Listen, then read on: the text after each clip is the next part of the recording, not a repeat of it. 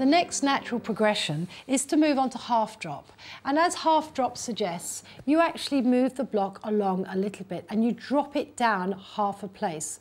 And so you can see very clearly from this example that each block has been dropped just 1/2 a position. Now I'd like to show you how we created that. And you can see here from this piece that I've already started that I actually created a vertical row, and then instead of placing the block next to it, which would have made it an ordinary row, it's been half dropped down. So I'm just going to give you a little demonstration on exactly how to do that.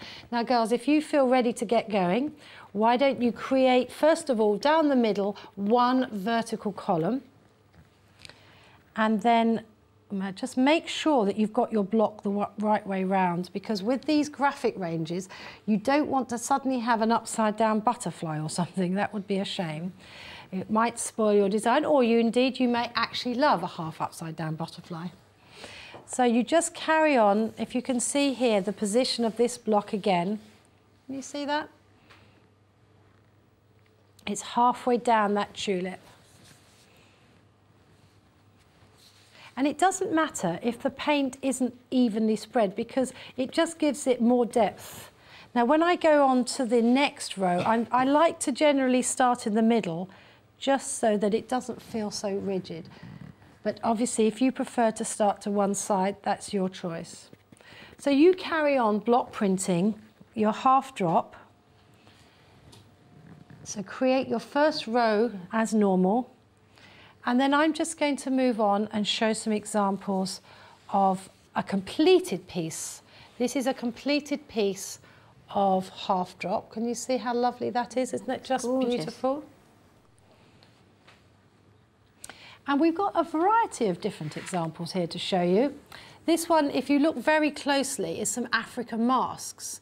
Now actually, they're quite hard to tell because we've used different blocks, but every single one's been half dropped so that actually you can't really see the pattern. And that's a clever design when you actually have to look very carefully at it. Now also we have this African drum. I think that's easier to see. Do you see how clear that is? You can see the half drop. The contrast of the colour and the background brings it out. Well, I think once you've mastered the idea of this pattern theory, do try and consider the colour theory as well, because if you can have pattern theory working hand in hand with colour theory, you end up with a really, really pleasing piece of fabric. The background on this is absolutely stunning. How did you do that? Well, actually, the funny thing about this is once you get into this block printing, it's quite clever because you then have to start also considering the background. Now, earlier on I showed you how to create a lovely background piece of fabric with a serendipity cloth. Yes. But actually, if that piece of fabric is a commercial piece of fabric, it was bought already printed with the butterfly and the flowers, and all we did was print the blue butterfly onto the orange background, and it's quite deceptive, isn't it? It is, it looks stunning. So do experiment with your fabrics. You know, do feel that you can actually use commercial fabrics, hand-dyed fabrics, serendipity fabrics, anything you like really. Just try the same block with lots of different backgrounds and see how it all comes together. Rebecca, you seem to be doing really well there. Can I just hold that up to show everybody, please? How did you get on with that? Did you find that quite easy? Yeah, you just got to move it down a bit and that's fine. Well, I think you've done an excellent first attempt at that. And Fauzi, let me see yours. There we are. Excellent, very nice, lovely half drop there. Thank you. And Lucy, would you like to show everybody how you're getting on?